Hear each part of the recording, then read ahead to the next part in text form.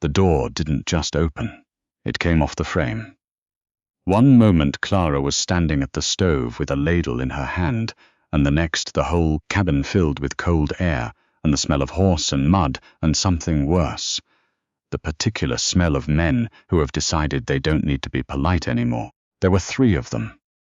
The one in front was broad across the shoulders, with a jaw that looked like it had been hit before and hadn't minded. He wore a long coat that might have been black once, now just the color of trailed dust and bad decisions.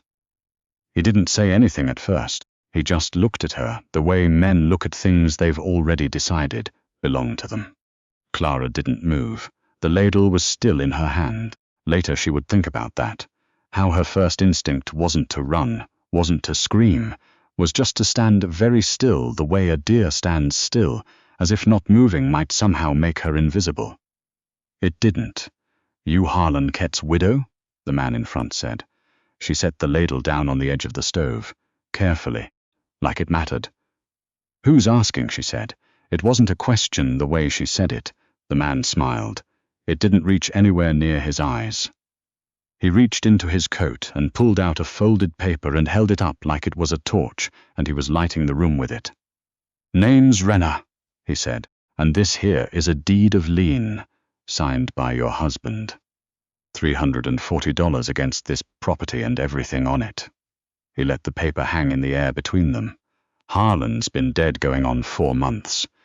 Bank says the notes come due." Clara had known this was coming. She had known it the way you know a bad winter is coming. You can feel it in the air, weeks before the first snow, something heavy and colorless moving in from the north. She had written 3 letters to the bank in Telluride. She had received 1 reply, a single paragraph, that said nothing at all in very precise language. But knowing something is coming and having it walk through your door are 2 different things entirely. "The note isn't due until March," she said. "I have the copy. Banks reread things sometimes." Renner folded the paper back up and tucked it into his coat like it had never existed. "Turns out they reread yours." The second man, thin, with a neck like a heron's, drifted sideways along the wall toward the shelf where Harlan's rifle hung, not touching it, just standing near it, making sure she noticed he was standing near it. The third man stayed in the doorway. He was young, maybe 19, and he had the look of someone who had agreed to this and was now beginning to regret it, but didn't know how to say so. Clara looked at all 3 of them and did a quick silent accounting of what she had and where it was. The rifle on the shelf, the skinning knife on the table, too far, the axe outside by the woodpile, useless, the cast-iron skillet on the hook, 6 inches from her right hand. "I'll need until Friday to get the money together," she said. "It's Thursday," Renner said. "Then I'll need until tomorrow." He shook his head, slowly, the way people shake their heads when they already know the answer to something, and just find the asking tedious. "See, that's the problem with widows in the mountains," he said, and his voice had changed now, settled into something flatter and colder, the voice he probably used when he wasn't performing anymore. "They got no one to advocate for them. It's a hard situation. We're prepared to offer you fair market value for the property, which I think you'll find is more than reasonable given the—" "Get out of my house," she said it quietly, not because she was calm, because she had nothing left in her that could shout. Renner looked at her for a long moment, then he took a step forward, and that was when the second man reached up and put his hand on the rifle. Clara grabbed the skillet. She didn't think about it. There was no thought involved at all. Her hand just went out and closed around the handle, the way a hand closes around the edge of something when you're falling. Pure reflex, pure body, her mind, somewhere behind all of it watching with something like dull surprise.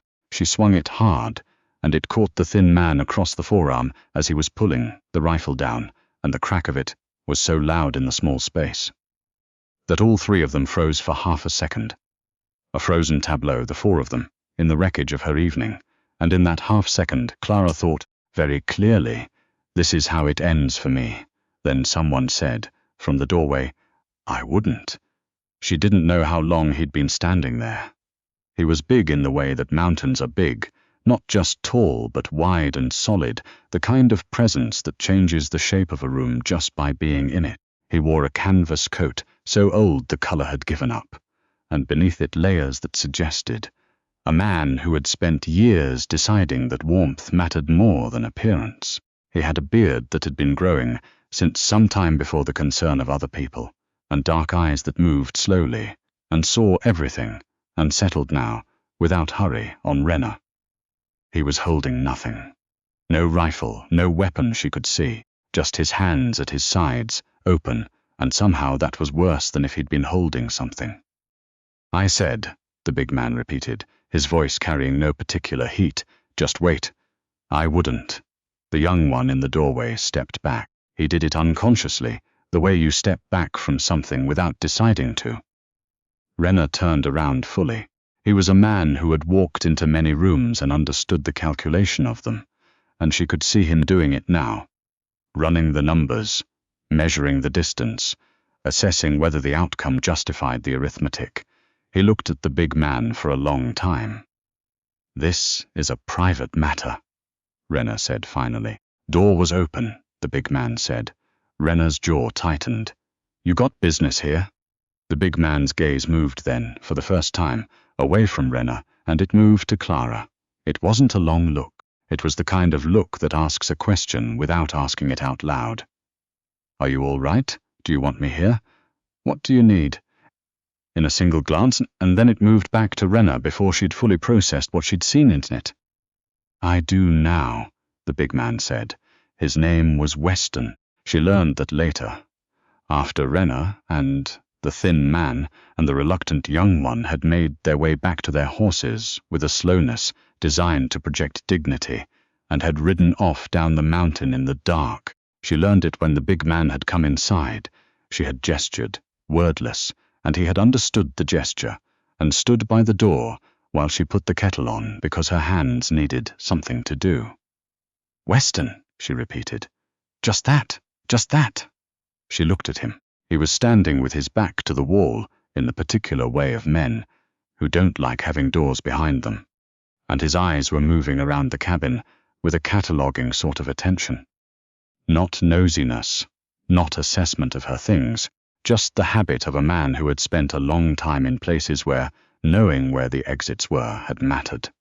"Clara Kett," she said, "you know the property? I know the mountain." He accepted the cup she offered him with both hands, the way people accept things they've been offered, rarely enough that they're careful with the gesture. "I've got a line cabin up past the second ridge. Been there 6 years. 6 years. She had lived here for 3, since she and Harlan had come out from Missouri with a wagon full of hope and not much else, and she had never seen him. But that wasn't surprising. The mountain had its own logic of visibility. People appeared and disappeared according to season and altitude and need, and you could go years not knowing who was above you. "The deed of lien," she said. "Do you know I don't know anything about that," he said, not dismissive, just honest. "But a man who comes to a woman's house at night with 2 others is not a man who's come to do lawful business." She wrapped her hands around her own cup and looked out the window, at the dark. "No," she said, "I don't suppose he is." He stayed through the night. Not inside. He didn't suggest it, and she didn't offer it, and neither of them needed to explain why. He slept outside against the south wall of the cabin where the eave kept off the wind, and she knew he was there the way you know there's a fire somewhere close. Not by seeing it, just by the particular quality of the air. She didn't sleep much. She lay on the narrow bed and stared at the ceiling, and ran the numbers the way she had been running them for 4 months, and came up with the same answer every time, which was that the numbers didn't work. Harlan had been a good man and a bad accountant, and those 2 things together had left her here in the dark, doing arithmetic against a future that kept shrinking. $340.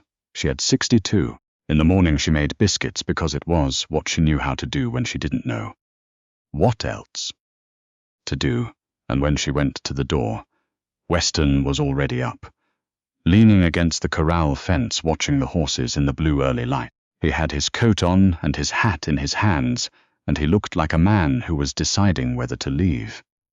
She called out that there was breakfast, if he wanted it. He turned slowly, and for a moment she saw his face clear and unguarded in the morning light.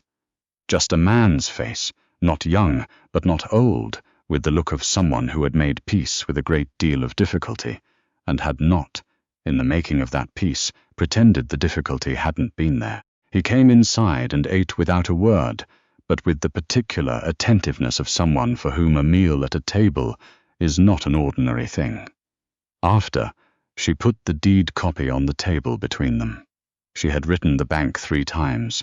She had gotten 1 letter back. She spread it out next to the lien document and said nothing.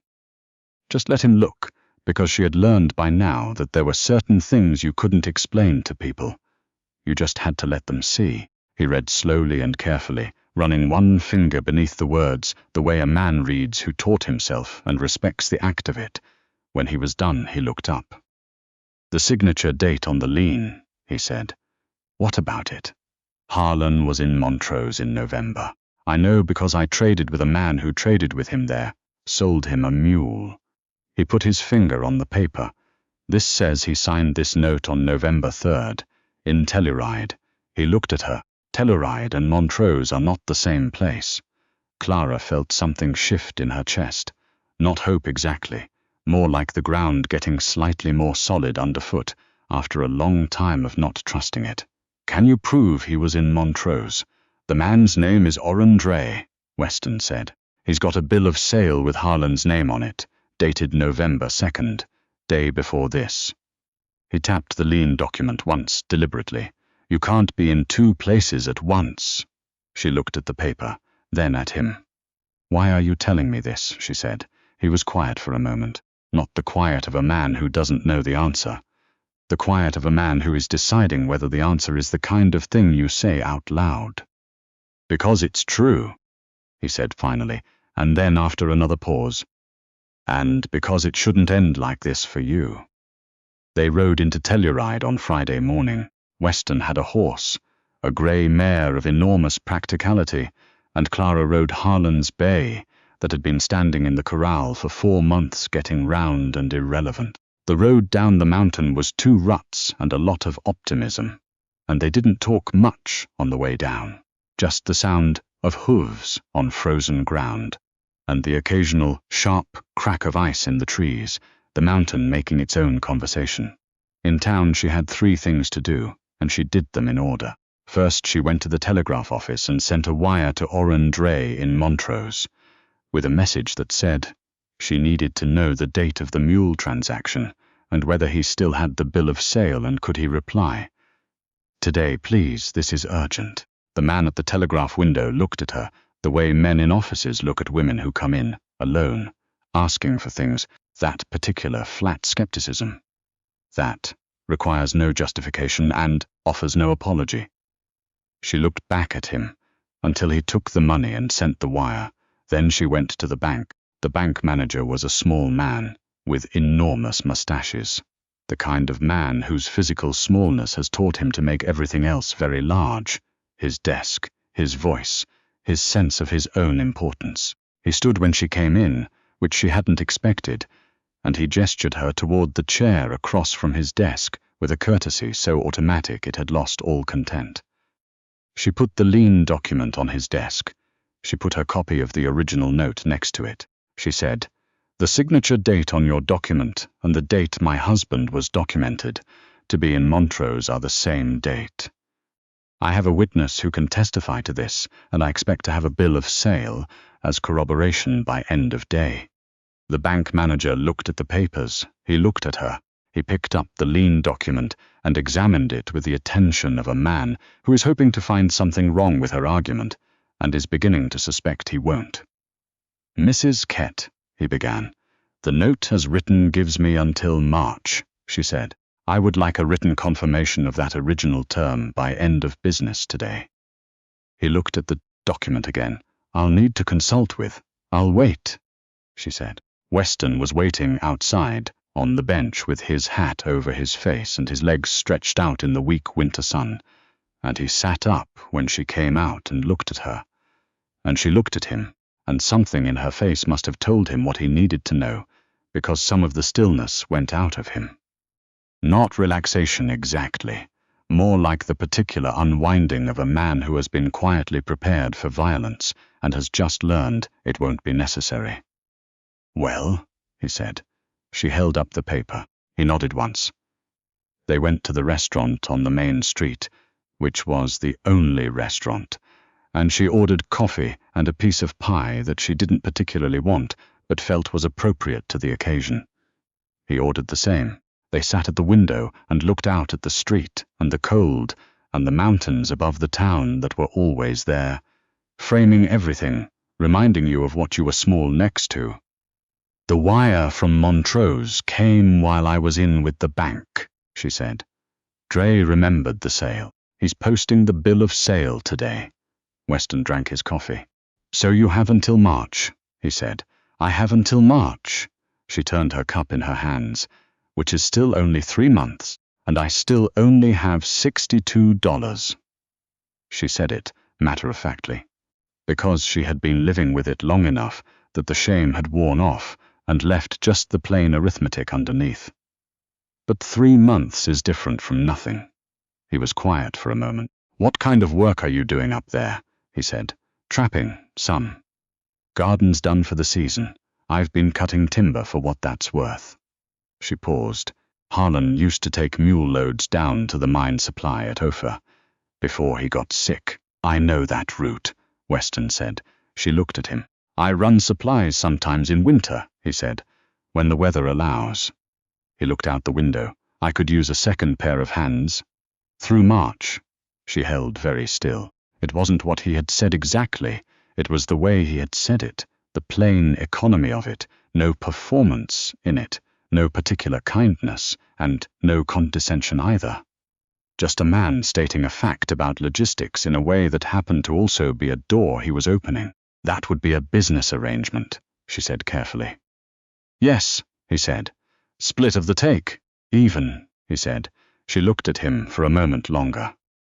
There was nothing in his face she couldn't read, which was unusual. Most faces had rooms in them she couldn't find the doors to. His was just a house with all the lights on.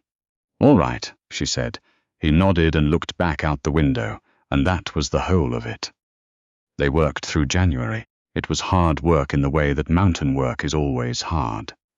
Not cruel, just consistent, the kind of difficulty that compounds. Over days until you stop noticing it because it has become the texture of everything. The route from the ridge to Ophir was 11 miles in good weather, and a matter of interpretation in bad, and the mule, a black animal of catastrophic stubbornness that had been Harlan's and that Clara had named Absalom, for reasons she didn't care to explain, had opinions about all of it. Weston was good with the mule. He didn't fight it. He just waited it out with the impassivity of a man who had decided long ago that most problems resolved themselves if you declined to escalate them. He talked more than she had expected. Once she got to know the rhythm of it, not constantly, not the kind of talking that fills silence because silence is uncomfortable, but in stretches when they were on the long flat above the sect ridge and the walking was easy, he would say things. About the mountain, about the winters he had seen here, about the mine supply operation, who ran it, what they needed, how to negotiate the price of hauled goods versus the price of sitting still and waiting for someone to come to you. She listened. She also talked. When the mood was right, though talking had always been harder for her than listening, she told him about Missouri, which felt like a different century. She told him about Harlan, which was the first time she had told anyone about Harlan, the good of him, and the ways he had made things harder than they needed to be, all of it, because it turned out that Weston was the kind of person who didn't require you to edit out the complicated parts. "He wasn't a bad man," she said once, on a cold, clear afternoon when the light on the snow was almost violent. "He just had this quality of believing things were going to be fine right up until they weren't. Weston was quiet for a while.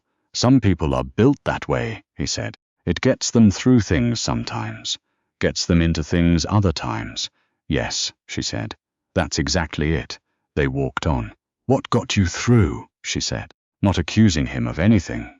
Just curious, genuinely curious, in the way she'd found herself genuinely curious about him in a way. She hadn't been curious about another person in a long time. He didn't answer right away. The mule plodded. The snow made small sounds under their boots. Deciding not to expect anything, he said at last, from people or from weather. That way, when things go wrong, you're not surprised, and when they go right. He looked up at the sky, which was the particular hard blue of high winter. When they go right, you notice it. She thought about that for the rest of the afternoon. Rena came back in February. She was at the woodpile when she heard the horses on the lower trail, and she heard them before she saw them because the mountain was like that. Sounds arrived early, as a courtesy, as a warning. She stood with the axe in her hands and waited. He came around the bend with just one man this time, not the thin one, someone broader and less apologetic in his bearing. Rena himself looked at her without the smile he'd had before. The smile, apparently, had been a courtesy too, and it had expired. Bank's not going to help you, he said, without getting down from his horse. I know the manager personally. Letters going in this week to the territorial commissioner calling the original note fraudulent. Takes time to sort out. Months. Long enough for a woman alone to find herself with a lot of problems. Clara looked at him. The axe was in her hand. The cold was in the air. Somewhere above her, on the mountain she knew, Weston was cutting a new section of trail that he'd talked about for 2 weeks and had finally started this morning. She had left him 3 hours ago. She didn't say anything. I'm prepared to offer you. No. He stopped. No, she said again, and this time the word had some texture to it, some mineral quality, like it had been down in the ground long enough to harden. Whatever you're prepared to offer, no. Rena's horse shifted under him. He was used to people, she could see, arriving at no and then being walked back from it. He was used to no being a negotiating position rather than a conclusion. You're alone up here, he said, the reasonable man voice. Back again. Winter's got 2 more months easy. You've got no kin. No neighbors, too. She's not alone. Weston came around the corner of the cabin from the eastern side, not from up the trail, where she'd have expected him, and she understood in that moment that he hadn't gone up to start the trail work at all, that he had circled back, or never left, or had heard, something she hadn't, operating on whatever frequency the mountain ran on. That she was still learning. He was carrying the axe he'd had this morning, casually, in one hand, the way you carry something when you've stopped needing it to make a point because you are yourself sufficient. He stopped beside her, not in front of her, beside her. He didn't say anything else, just stood. Rena looked at him for a very long time. He looked at Clara. He looked at the axe she was holding, and the axe Weston was holding, and the particular quality of the two of them standing, side by side in the snow, with 4 months of mountain winter and several varieties of hard experience between them. He turned his horse around. His companion turned his horse around. They went back down the trail without a word, and the sound of them diminished, and became part of the normal sounds of the mountain, and then disappeared entirely, and Clara stood in the snow and let out a breath she had been holding since November. Did you hear them coming? She asked. No, Weston said. I heard you stop chopping. She turned and looked at him. He was watching the place where the trail bent around the spruce trees, making sure. How long did you listen to that? She said. Long enough. The cold moved through the trees. Absalom complained about something from the direction of the corral. You didn't have to come back, she said. He looked at her then. Not for long. The same kind of look as that first night in the doorway, the question and the answer in it, at the same time, everything he didn't say stacked up quietly behind his eyes. Yes, I did, he said. The bank manager sent a letter in the 3rd week of February. 2 paragraphs. The first confirmed the validity of the original note and its March terms. The second noted, in the careful language of a man covering himself, that the document presented by Renner had been reviewed and found to contain irregularities that had been referred to the county sheriff. She read it twice, standing at the table. Then she folded it and put it in the box where she kept the things that mattered. That evening Weston came for supper, which had become the shape of Tuesdays and Thursdays without either of them deciding it would be. He sat at the table, and she told him about the letter, and he listened the way he always listened, fully, without filling the space. "So it's done," he said. "It's done," she said. She set his plate in front of him and sat down across the table and looked at him in the lamplight, this man who had come in from the cold and stayed, this man who had stood beside her and never once in front of her or behind her, and she thought about what it had felt like, those months, to not be alone in it, not rescued, not carried, just accompanied, through all of it, with a steadiness so complete she had almost gotten used to it before she thought to be grateful for it. "March," she said. He looked up. "The arrangement was through March," she said. He looked at her steadily. "That was the arrangement," he said. She didn't say anything. "Arrangements can be renegotiated," he said. The lamp made its small sound. Outside, the wind moved through the pines the way it always did, not hostile, just ongoing, the mountain continuing its long, indifferent conversation with itself. She had learned to hear it differently these past months, less like a warning, more like weather. Just what was there, just the place she lived. She picked up her fork. "They can," she said, and that was enough. That was all of it. 2 people, at a table in the middle of a winter that was finally beginning to think about ending. The lamp between them, the mountain around them, and all the long, quiet spring still ahead.